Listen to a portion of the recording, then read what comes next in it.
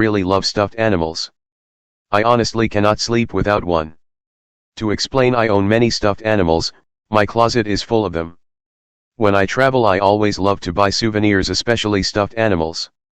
Like when I traveled to Scandinavia I bought 9 stuffed animals back home. I only like to sleep with one stuffed animal however, and when I get bored of it I put it back in the closet and either pick out another one or buy another one. My favorite stuffed animals I own are the wolf I bought from Finland, the pug I also bought from Finland, the deer I bought from Sweden, the octopus I bought from Japan, the Hello Kitty I also bought from Japan, my Thai Beanie Boo owl, and finally my alpaca. My most favorite however is my Thai Beanie Boo Atlas the fox, which I am now currently sleeping with. She is very soft and comforting. Atlas makes me feel special because she comforts me and makes me feel happiness. As I am typing this I am in bed cuddling Atlas. She is very special and like my life partner with unconditional love because she is always soft, comforting and cute. I take very good care of Atlas and all my other stuffed animals. Can anyone else relate? Written by United Device 140. So today I went to the store with my parents to get groceries and I decided to buy some stuff for myself at the self-checkout. I was in a hurry since we only had 2 bags and my parents needed mine. When I got done swiping my gift card and selecting payment, my parents came over to pick up my bag and I told them my card didn't go through. My mom got a worker to help out and he said that the self-checkout doesn't use gift cards. He said that he could take us to the normal checkout and I could pay for it there. We head over and he starts scanning my normal teenager items like candy and drinks. Everything goes smoothly until he pulls out a bottle of wine that my dad put in there. The cashier looked at it like Simon Cowell on X Factor, like what? My parents explained that they already paid for it and I just thought it was very funny. Written by Cool Guy Fromusa. So this story happened 2 days before my birthday and the day that this is posted, LOL.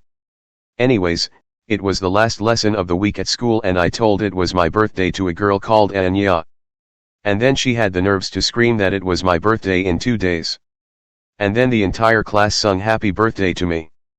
But wait. Another teacher from a classroom and gave a planner comment to a random boy called Dylan. You have a planner book, if you do something bad, you get a comment, for no reason. And she told everyone off for singing happy birthday to me. Like bruh, it's not my fault I was born on a particular day. Rolling on the floor laughing, rolling on the floor laughing. Anya, I am coming for you. Written by Minty Mushroom.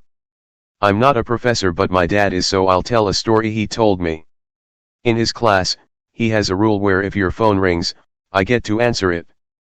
His students almost always made very sure their phones were turned off, silenced, or on do not disturb. Keyword, almost. This story is from many years ago, probably somewhere around 2009. A girl's phone in his class rings and as per the rule, he answers it.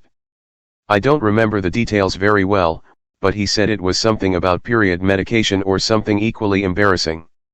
I'd have to ask him about it for details, but he's at work right now. The phone was on speaker and the entire class heard it. I don't think any of the students really cared that much, but the girl at the time was beyond humiliated. He said he felt a bit bad but she knew the rule. Although no bullying or anything else came of the incident, it's probably safe to say that the girl never brought her phone to a college lecture ever again. I think he had a few other stories from that rule of his, but that's the only one I remember since he told me them a really long time ago and I'm too lazy to ask about them. I don't think he's as ruthless of a professor these days. He had me help him carry a ping pong table so he could put it in the recreational room he reserved for his PhD students. I think he just wanted to prove he's cooler than the other professors because he's a really competitive guy, but he also wanted to reward the PhD students for working hard enough to get where they are today. Written by Psychozen. The guy in the bunk across from me was terribly lactose intolerant and the drills made us drink a glass of milk and a glass of Gatorade knockoff for hydration. Because of the milk, he was a walking/marching/running fart and the smell was atrocious. We had a PT test and a group of female drills were administering. Of course, the one administering sit-ups for him was smoking hot. Every time he sat up, he farted. A few of us laughed, and everyone spent the rest of the PT test in the up position of the push-up. 2 minutes of straight farts and hushed laughter from a bunch of GIs. His nickname after that was Downwind. Written by Stopenseed years ago when smartphones were just becoming common, My dad, being a letter carrier walking around delivering mail all day, had a nice one for listening to music, all gotten from LimeWire, of course. Custom ringtones were all the rage back then. My dad, being a lover of music, specifically classic rock and metal, had his ringtone for set for all calls as Iron Maiden 666 Number of the Beast, an incredible song. A couple of important things to note that my brother and I were very aware of were: 1. He left the house or car without his phone, and 2. He never remembered to put it on silent. Now, because we live where we do, the public schools suck here, my parents wisely decided, even though neither were religious in any way and were by no means wealthy, to put us in private Catholic school, preschool, high school. Let me preface this with, I come from a long line of sarcastic people with a very dry sense of humor, and we often mess with each other. I'm also thankful the school never held any of this against my parents, probably because my mom's a saint and volunteered a lot. One day my parents are attending a mass at my brother's school for what was most likely an award ceremony that was happening directly after. Everyone is in the gym because it's the only place big enough with the kids and the parents. They had separated the kids and parents on either side of the main aisle, and my brother, 15, had an idea. By this time, with about 10 years of having to attend mass regularly during school, you know the exact pattern of when someone is speaking, when to sit, stand, or kneel, and especially when it will be quiet. My brother pulls out his phone and dials. Then at just the right moment, when you could hear a pin drop, he hits call, and a second later, very loudly, from the other side of the aisle, everyone hears 666, the number of the beast. Hell and Fire was spawned to be released. I was told, I wasn't in high school yet, from my dad he has never taken that long to silence his phone because he was so frantic to shut it off. My brother, 16-17, was in trouble for selling inappropriate, at a Catholic school, shirts he had made, but that is a story for another time. My parents had to go to a meeting at school to discuss the situation. My brother, knowing when, where, and everyone that would be at the meeting, including a priest, waited until he was sure they had probably started discussing the situation and then hit call. My dad was actually upset about that one because it made him look super bad. The shirts were of my brother's fake metal band with a pentagram on it. Finally, this was not intentional, actually just a happy accident. I, 17F, called my dad while he was working one day. He took a little longer than normal to pick up, and when he did, he sounded both angry and slightly amused, saying, "You little motherfucker, I swear to God. How did you know where I was at?" Me, very confused, I don't know where you are. You literally move around all day." He starts laughing, so any little bit of worry I had that he was actually mad disappears, and he says, "I literally just walked into a convent full of nuns and my phone starts blaring Number of the Beast." I never really got in trouble in school, and dad had learned his lesson about leaving his ringtone on after the second time, so I never had the chance to mess with him like that, but it worked out for me anyway, just by chance. Written by Puzzled Personality. About 7 years ago, I was living in an old apartment building, built in the 60s, I think.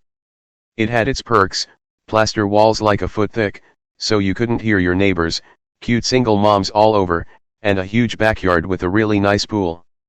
Anyway, the A/C unit was one of those ones that is like a big box under the window, and I'd waited on turning it on since I moved there in the winter. One morning in May, I woke up about 3 a.m. thinking I'm dying. I need to turn that air conditioning on already. So I went to the kitchen and turned on the light. It was a studio apartment, so I could see the buttons on the unit, turned it on, and stared at it as it started to make noise, like I could see the air coming out or something. I was still in sleepy mode. Just as it came to life, a centipede-like creature popped out of the vent. My heart almost stopped, my blood ran cold, and I froze like a statue, watching this hideous, 1-inch-long monstrosity cleaning itself. That's what it looked like to me. Finally, my thoughts collected themselves enough to where I realized that after he, yes, I was assuming genders, got done doing that, he would probably be on the move. I had to do something to prevent that. So I crept ever so slowly back to the kitchen, grabbed some rubber-tipped salad tongs, and crept ever so slowly back to his position. He was still there, still disgusting and horrifying, and I knew I only had one chance.